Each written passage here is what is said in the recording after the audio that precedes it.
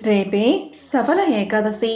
ప్రతి సంవత్సరం మార్గశిర మాసంలోని శుక్ల పక్షంలో వచ్చే ఏకాదశిని సఫల ఏకాదశి అని పిలుస్తారు. ఇది విష్ణుమూర్తికి ఎంతో ప్రీతికరమైన రోజు.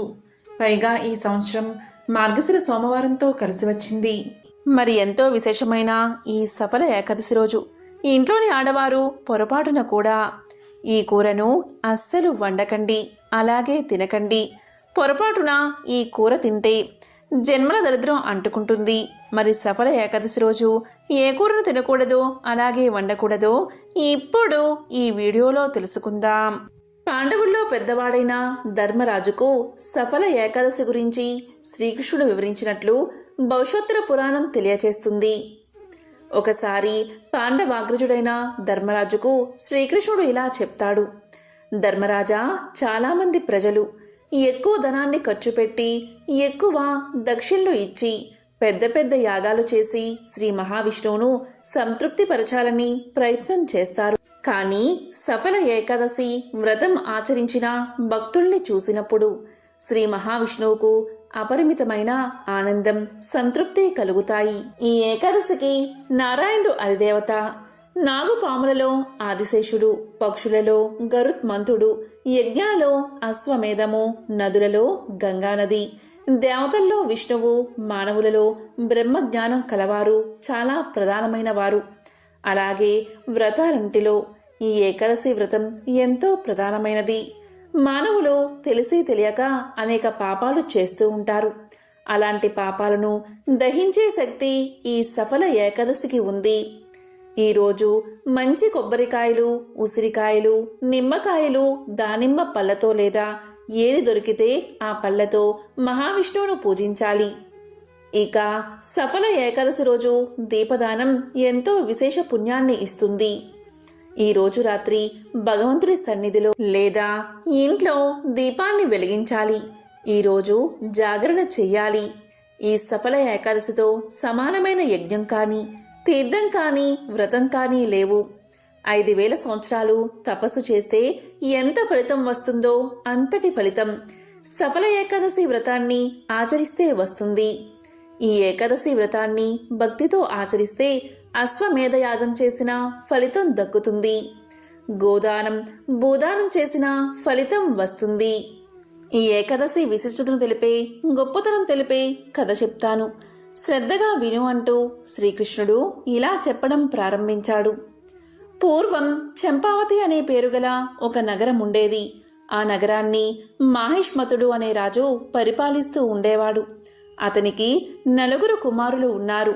ఆ 4 పెద్ద కుమారుడు లొంపకుడు. ఇతను మహాపాపాత్ముడు. ఇతను పరస్త్రీలతో రహస్యంగా కలుసుకుని నీచ పనులు చేసేవాడు. వేశ్యాలోలుడై జూదం ఆడేవాడు. తన తండ్రి ధనాన్ని అనవసరంగా ఖర్చు పెట్టేవాడు. అంతేకాదు, దేవుణ్ణి నిందించేవాడు. గుడిలో రాతి దేవుణ్ణి పూజిస్తే ఏం ఫలితమని దేవతానింద చేసేవాడు. బ్రాహ్మణులను నిందించేవాడు. వేదాలను తప్పు పట్టేవాడు. వేదాలన్నీ పనికిరానివి అనేవాడు. ఇలాంటి వాడిని చూసి బంధువులకు, మిత్రులకు, ప్రజలకు కూడా విసుగు, చికాకు కలిగాయి. ఇది గ్రహించిన తండ్రి లొంబకుణ్ణి రాజ్యం నుంచి వెళ్ళగొట్టాడు. రాజ్యం నుండి వెలివేసిన ఇతనికి మిత్రులు కాని, బంధువులు కాని, ప్రజలు కాని ఆశ్రయం ఇవ్వలేదు. లొంబకుడికి ఏ పని తెలియదు. అప్పటి వరకు తండ్రి సంపాదనతో జల్సాలు చేసి ఒక్కసారిగా ఒంటరివాడు కాగానే ఏం చెయ్యాలో తోచగా ఒంటరిగా కూర్చుని మనసులో ఇలా అనుకున్నాడు: నేనేం చెయ్యాలి, ఎలా జీవించాలి, ఏ వృత్తి నాకు రాదు అని ఆలోచించి దొంగగా మారాలని నిర్ణయించుకుని అరణ్యంలో ఒకచోట తలదాచుకోవాలని నిర్ణయించుకుని బయలుదేరాడు.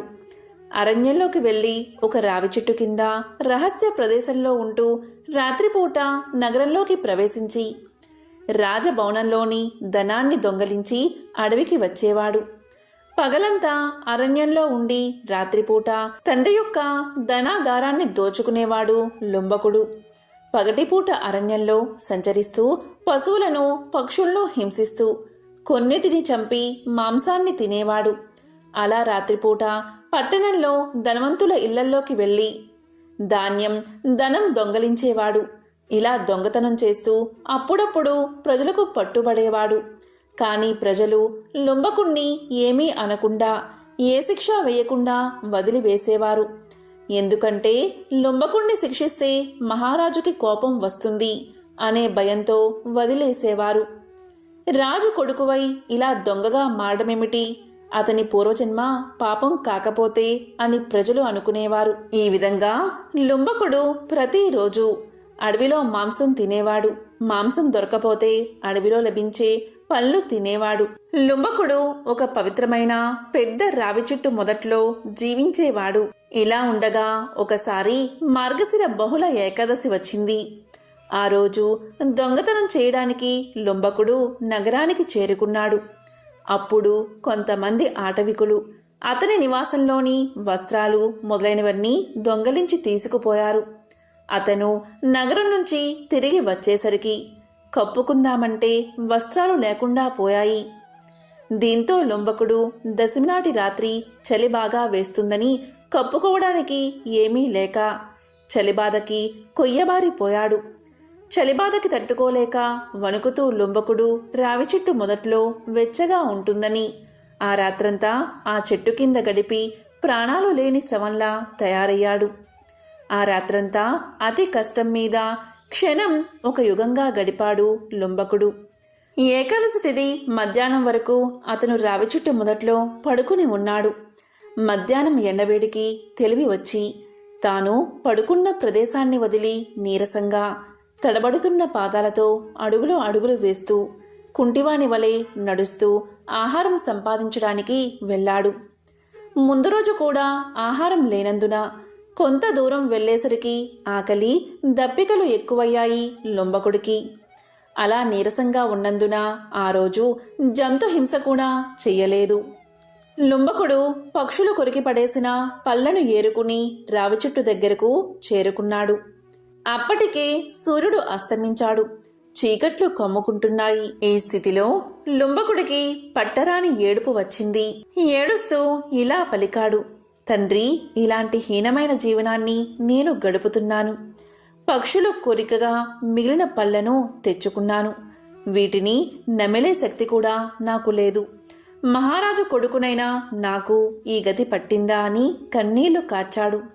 చివరకు ఆ పళ్ళను ఆ రావి చెట్టు మొదట్లోనే నివేదనకు పెట్టినట్లుగా చేశాడు. రావి చెట్టు అంటే సాక్షాత్తు త్రిమూర్తుల స్వరూపం. ఒకవైపు నీరసం ఆవరించి ఆ రాత్రంతా నిద్ర పట్టక రాత్రంతా రావి చెట్టు మొదట్లోనే కూర్చుని మెలకుగా ఉన్నాడు లుంబకుడు. దీంతో సఫల ఏకాదశి జాగరణ చేసిన పుణ్యం లుంబకుడికి దక్కింది. అతనికి తెలియకుండానే ఏకాదశి ఉపవాస వ్రతం కూడా చేసిన ఫలితం లుంబకుడికి దక్కింది. దీంతో శ్రీ మహావిష్ణువు లుంబకుడి కష్టాన్ని గ్రహించి ఏకాదశి వ్రతం చేసిన పుణ్యం కారణంగా సూర్యోదయం కల్లా దివ్యమైన రెక్కలున్న గుర్రాన్ని ఆకాశం నుంచి పంపించాడు. ఆ గుర్రం మీద దివ్యమైన వస్త్రాలు, ఆభరణాలు, కవచము, కత్తి ఉన్నాయి. ఆ గుర్రం లుంబకుడి వద్దకు వచ్చి నిలబడి ఉంది. అప్పుడు ఆకాశవాణి ఇలా పలికింది, ఓ రాజకుమారా, నీవు సఫల ఏకాదశి వ్రతాన్ని ఆచరించావు. ఆ వ్రత ప్రభావం వల్ల భగవంతుడు అయిన వాసుదేవునికి నీయందు అనుగ్రహం కలిగింది. కాబట్టి నీ రాజ్యం నీకు సమకూరుతాయి. నీవు నీ తండ్రి వద్దకు వెళ్ళు.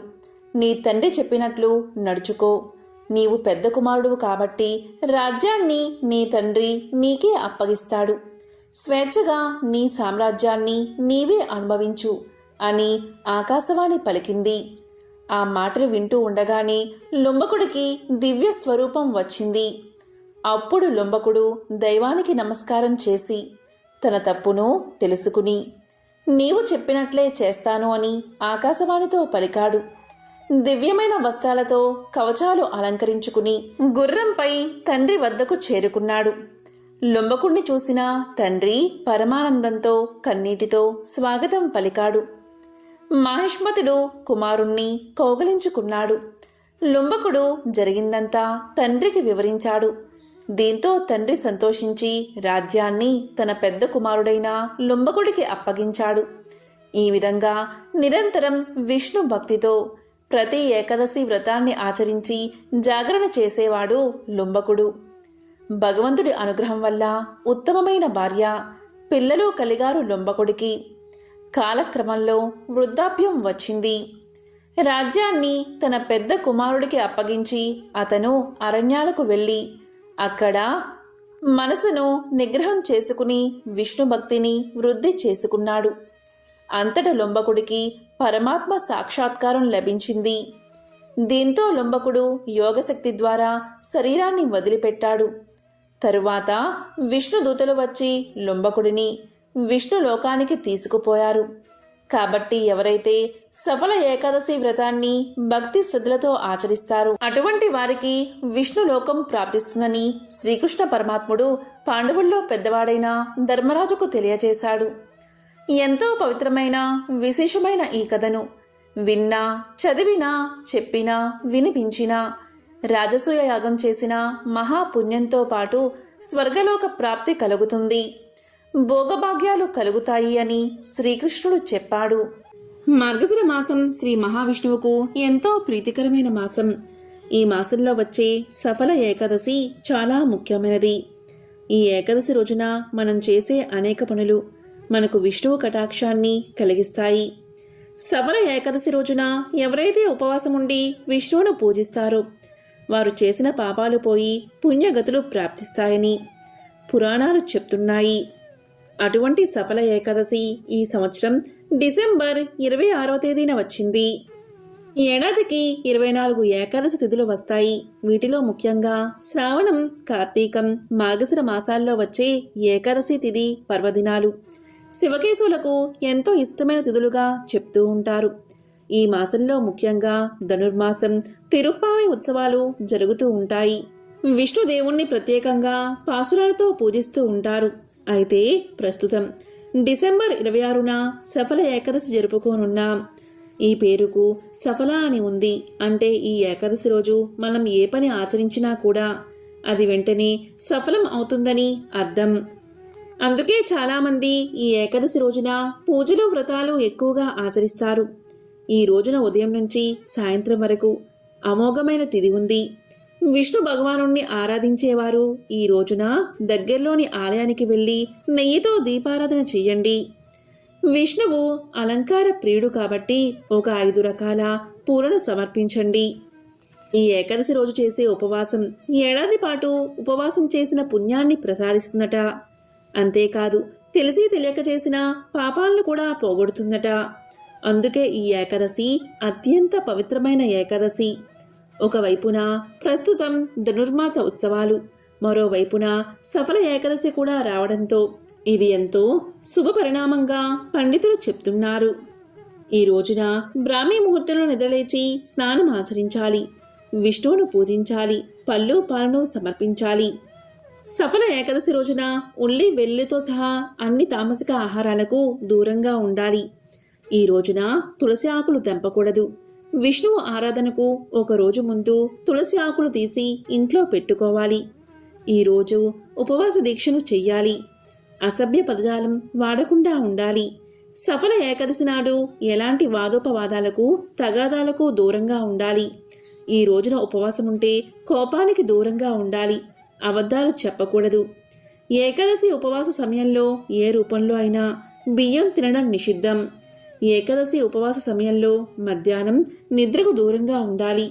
ఈ రోజున ఉపవాసం చేసేవారు బ్రహ్మచర్యాన్ని పాటించాలి. ఈ ఏకాదశి రోజున నలుపు రంగు దుస్తులు అస్సలు ధరించకూడదు.